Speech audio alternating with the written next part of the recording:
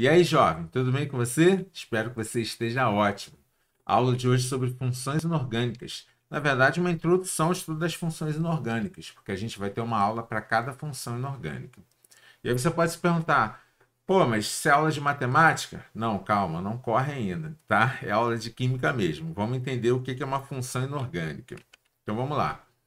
Função inorgânica nada mais é do que um grupo de moléculas que tem algumas características semelhantes. Então, por exemplo, nós temos aqui a função ácido, onde a característica das moléculas é elas começarem com hidrogênio. Então, o HCl, o ácido clorídrico, o ácido sulfúrico, eles começam a estrutura, né, a molécula com hidrogênio. Aí a gente tem também as bases ou hidróxidos, tá? Onde a característica é que elas terminam a molécula com OH, que a gente chama de hidroxila. Então temos aqui o hidróxido de sódio, temos aqui o hidróxido de amônio, ok? Temos a função óxido, onde a gente tem aqui um composto binário com dois elementos e o oxigênio é o da direita. Ele é a carga negativa, né? O elemento mais eletronegativo, tá?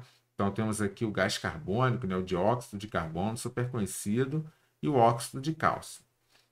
E por último temos aqui os sais, né? Então o sal mais conhecido é o NaCl, o carbonato de cálcio está aqui também. O sal, no caso, é uma substância que tem um cátion diferente do H+, do ácido, e um ânion diferente da hidroxila das bases, tá? Os característicos caracterizam, então, os sais. Ok. Então, olha, a gente vai ver alguns conceitos que têm a ver com essas funções inorgânicas e esses conceitos vão ser abordados também nas próximas aulas, né? Na aula de ácido, na aula de base, de sal e de óxido, tá? Então, o primeiro conceito que a gente tem aqui é o conceito de dissociação. A gente vai fazer uma diferença entre dissociação e ionização, tá? Então, olha, dissociação é uma separação de cargas que já existem, tá? Isso acontece quando o composto é iônico.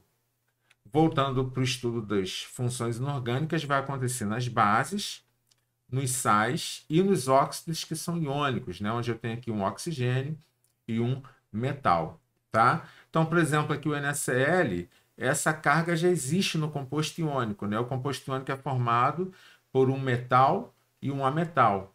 E ele caracteriza-se por um cátion e um ânion, né? O metal transferiu o elétron para o metal e aí o metal fica positivo, o ametal fica negativo e essas cargas opostas se atraem, ok? Então essas cargas já existem, tá?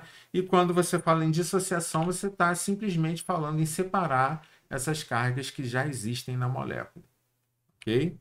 Então, olha, a gente vai fazer alguns exemplos de dissociação, olha, CaOH2. Então, no caso aqui, olha, a gente separa o cálcio da hidroxila nesta base, né? E a gente tem aquele esquema, né? Eu tenho aqui, olha, duas hidroxilas e aí tem aqui esse balanceamento, né? A gente vai ter uma aula só de balanceamento, tá? Depois dá uma olhadinha no canal, já tem uma aula de balanceamento que acerta as quantidades, né, nos reagentes e produtos, ok? E aí a gente vai ter aqui no caso, ó, a hidroxila tem carga negativa, então eu tenho aqui duas cargas negativas, o cálcio então vai ter uma carga 2+, né? Essas cargas se anulam, beleza? E aqui no sulfato de ferro, olha, o que a gente tem aqui? Então, eu tenho aqui o ferro, né? E o sulfato, tá? Então, olha, o ferro, eu tenho dois ferros, então a gente coloca esse dois aqui para acertar a quantidade. E eu tenho três sulfatos, tá? O sulfato tem carga, no caso, negativa, 2-. Repara essa carga aqui que está no ferro, ela veio do sulfato, tá? A gente viu isso em compostos iônicos, ligação iônica, né? Essas cargas cruzam aqui. Ok? Então, repare, eu tenho 6 cargas negativas. E a carga do ferro é mais 3. Olha, repare, esse 3 aqui que está no SO4, ele veio do ferro. Tá? Então, a carga do ferro é 3+, e eu tenho 6 cargas positivas. 6 positivas, 6 negativas, ele se anula. Tá? Bom, e essa dissociação iônica ela pode ser facilmente comprovada com um testezinho de condução de corrente elétrica. Tá? Então, eu tenho aqui água com NaCl numa solução, né? Você joga sal de cozinha na água, ele dissolve, né? E aí eu tenho aqui uma bateria que vai fornecer a corrente elétrica para acender uma lâmpada. E aí, olha, repara que essas pontas estão separadas, né? E esses íons aqui, quando eles entram em contato com a água, eles se separam, né? Eles se dissociam. E aí você tem a condução da corrente elétrica, porque a corrente elétrica ela precisa de íons livres para percorrer aqui, tá? Então, o NaCl misturado na água, você vai ter então o Na+ aquoso, né? O Na+ sendo atraído pela carga negativa da água, que é o oxigênio, e o Cl- também aquoso, o Cl- sendo atraído pelas cargas positivas da água, que são os íons H+. Ok? Beleza. E o segundo conceito é o conceito de ionização, né? Na ionização, você tem a formação de cargas que não existiam anteriormente, tá? Então, isso é comum nos compostos covalentes, né? Compostos moleculares, tá? Em especial aí nas funções inorgânicas nos ácidos. Então, aqui HCl, ácido sulfúrico, né? O ácido fosfórico, H3PO4, tá? São exemplos onde isso acontece, né? E aqui no caso, olha, o HCl ele ioniza, né, em H+ e Cl-. O ácido sulfúrico H2SO4 ele ioniza no H+. Como eu tenho dois hidrogênios, eu coloco um 2 aqui para balancear. E no sulfato, que tem carga 2-, tá? E o H3PO4 também vai ionizar em H+ e PO4, né? Como são três hidrogênios, esse 3 faz o balanceamento das cargas aqui e o PO4 aqui com carga 3-. Ok. Tá? Bom, então, olha, essa ionização ela pode ser comprovada com esse teste também. Então, a gente vai dissolver o ácido clorídrico, HCl, na água. Tá? O ácido clorídrico ele é um composto covalente, né? Mas ele é um composto polar. Ele tem uma carga parcialmente positiva no hidrogênio, parcialmente negativa no cloro, porque o cloro ele é mais eletronegativo do que o hidrogênio, então ele atrai mais os elétrons da ligação para ele, tá? E quando você joga isso na água, você vai ionizar esta molécula, né? O hidrogênio vai sentir a atração aqui pelo polo negativo da água, que é o oxigênio, e o cloro vai, no caso, ser circundado aqui, né, pelos H+ da água. Não está representado aqui, mas ele vai ser circundado aqui pelos H+ da água, tá? Então, dessa forma, você tem aí a formação de íons, né? No caso aqui, o H3O+, que é o íon que caracteriza o ácido, tá? E os cloretos. Então, a gente depois vai ver isso melhor lá na aula de ácidos, ok? Próxima aula que vai ter aí. Bom, muito bom. Então, olha, também acende, né, a lâmpada porque eu tenho a condução de corrente elétrica, certo?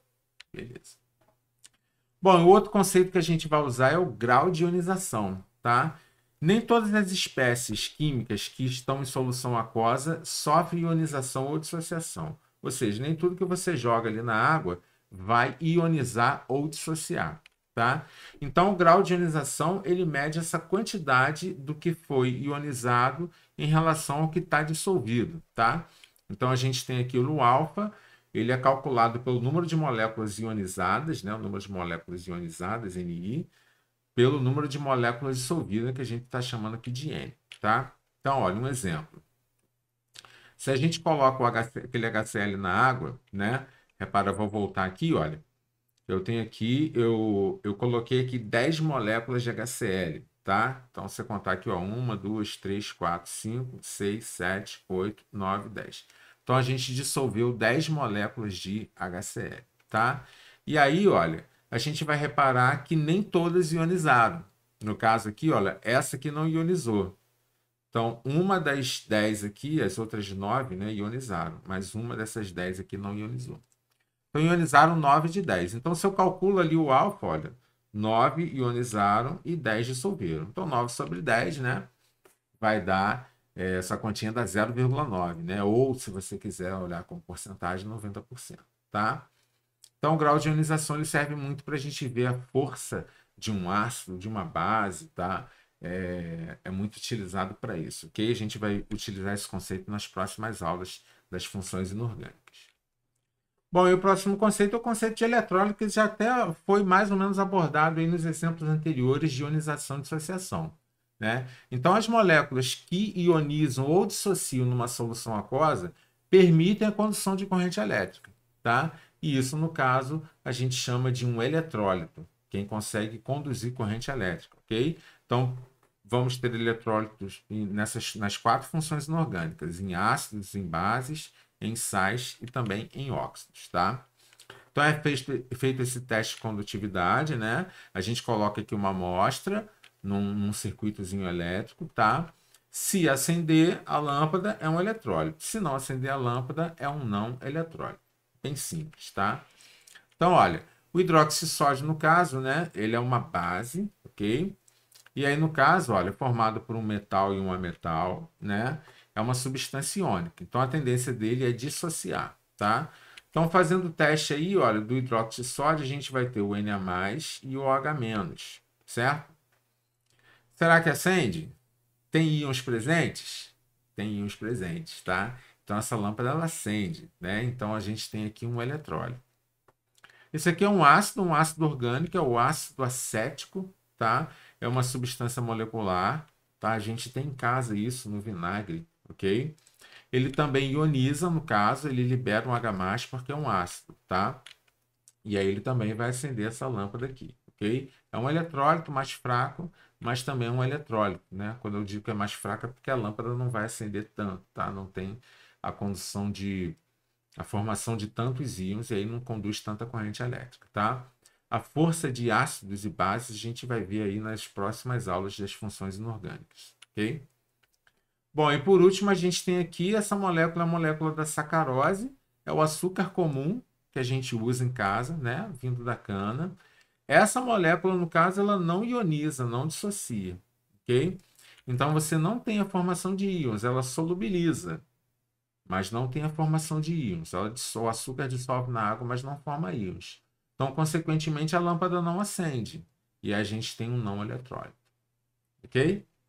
Então é isso por hoje, jovens. Espero que vocês tenham entendido. Se precisar dar uma reassistida, se ficou alguma dúvida, coloquem nos comentários que a gente tenta responder. Ok? Um grande abraço, fiquem com Deus e até a próxima.